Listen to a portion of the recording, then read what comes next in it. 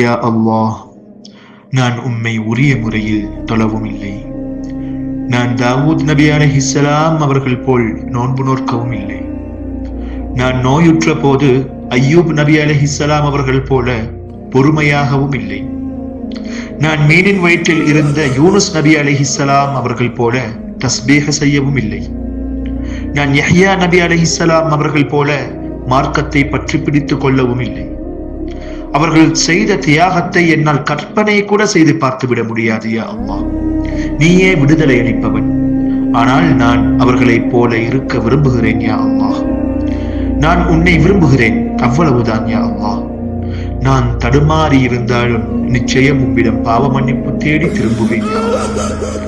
யா அல்லாஹ், எனக்கு வலிமையை கொடு. யா அல்லாஹ், எனக்கு வலிமையை கொடு. யா அல்லாஹ், என்னை ஏற்றுக்கொள்.